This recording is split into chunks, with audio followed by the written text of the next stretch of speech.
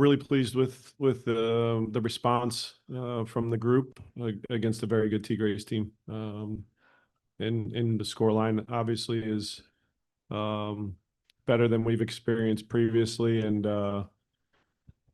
we know how challenging it's going to be in the second leg, of course. But a lot still to go in this home and away, and I'm pleased with the starting point. We'll start with Carter, and then we'll go to Laurel. Pat, congratulations on the victory. Thank you. You said in the pre-match press conference you guys needed that better scoreline almost regardless of what the performance looked like, but you got the better scoreline. So I guess what stood out about the performance to get you guys there tonight? I think our transition play in the attack was threatening. There was a lot of moments I think we missed out on early on, but created some good advantages there.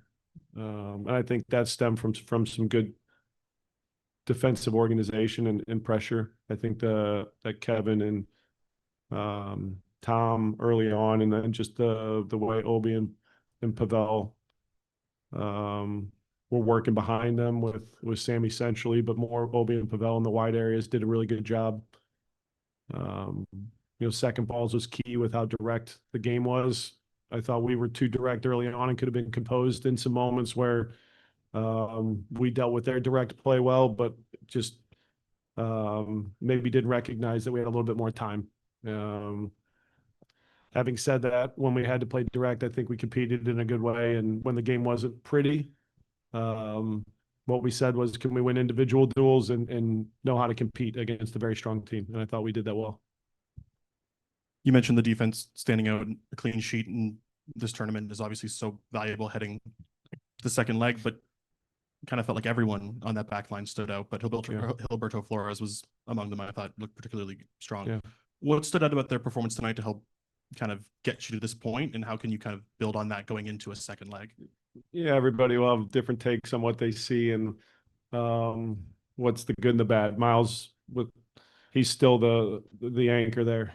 What he does to read the game, make plays, there's nobody doing it at that level. And so he helps to make the guys next to him look strong. And I thought in the first half, there was a couple moments, especially late in the half with Teenage and Gilberto, where the play gets behind us and, we rely on Roman to make a big save. And, there was one that they missed on the near post, but those are big plays and big moments that a young kid like Gilberto has got to improve with, and we're going to continue pushing him because he's got a ceiling that we want to see, and I know he does. I talk about him all the time, and I'm going to be hard on him because he can take it, and we got to get his game at another level, but it's improving.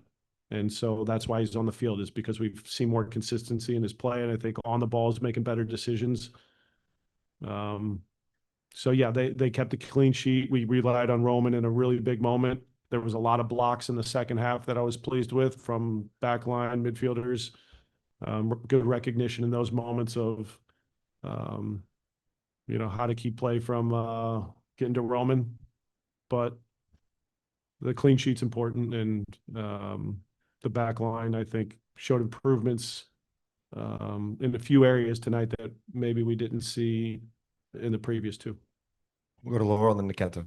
How important was it getting goals early in both halves, particularly Tom's? Do you feel like that maybe helped you guys play a little more freely in that second half? The early goal was important, I think, just for the psyche of a team, a group that hadn't scored in 2 games, and that hasn't happened to us often. So you go into a game against a very strong team that both sides of the ball, they can score, they can keep clean sheets. We've seen that.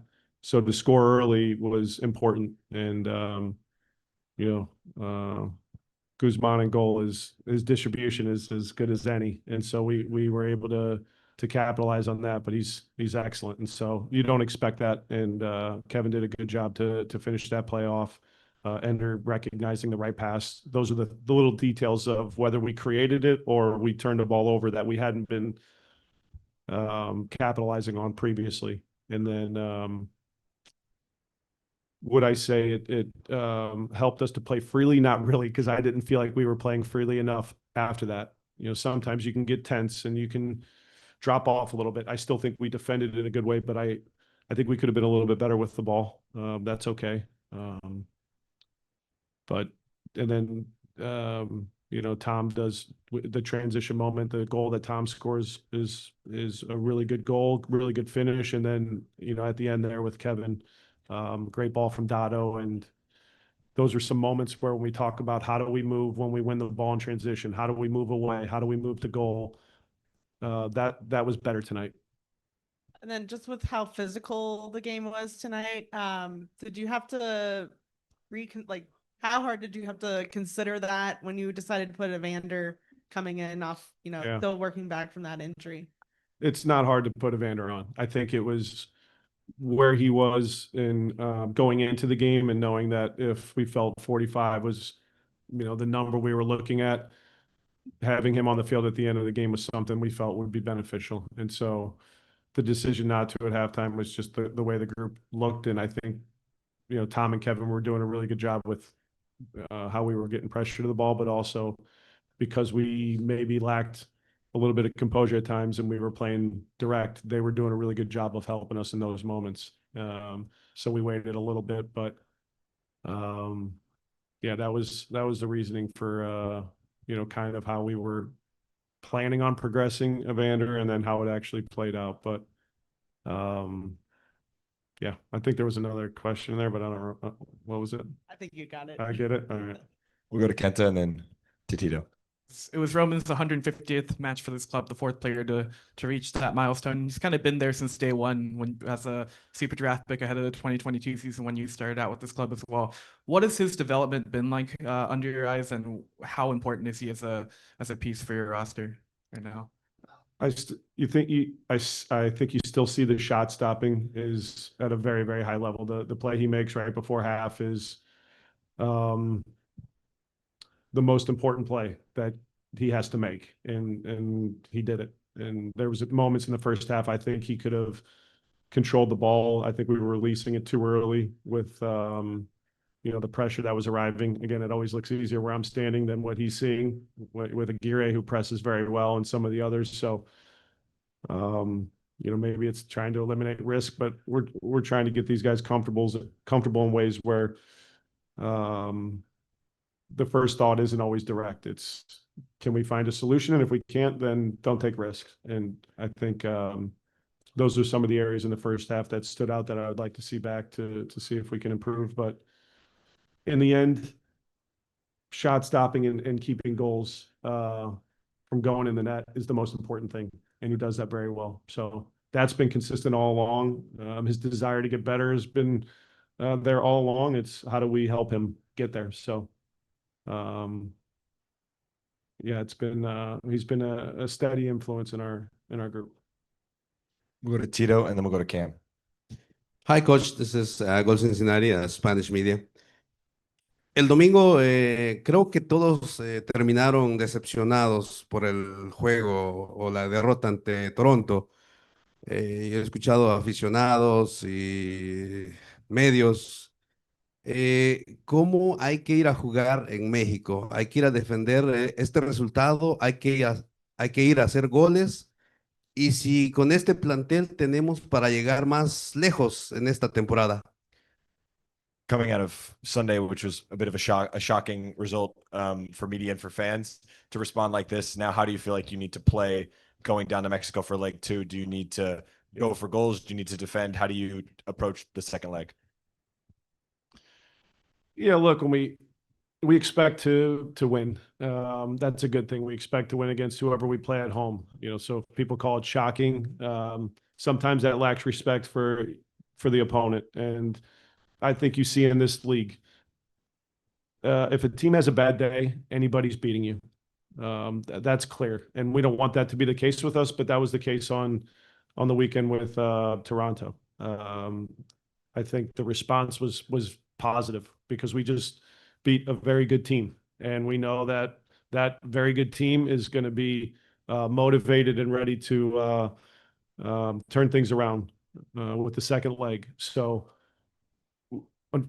we can't think about the second leg in this moment because we have a game on the weekend, but the goal is to advance, and we need to defend in a good way. And now we know if we can find an away goal, what that means for the goals that they have to score. But I would like to see a similar performance with how we compete, with how we win duels, with how we control the play in different ways with game management, because it's never easy going and playing there. We saw that last year, and there's going to be a lot of similarities, and how we manage that will be important.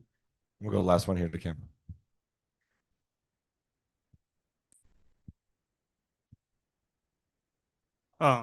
So kind of a two-part question here.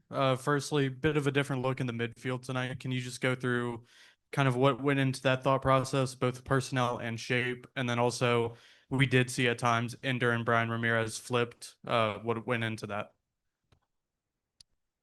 The Ender and Brian flipped. I'll answer first. That wasn't by design. That was the way some of the plays unfolded that had them on opposite sides.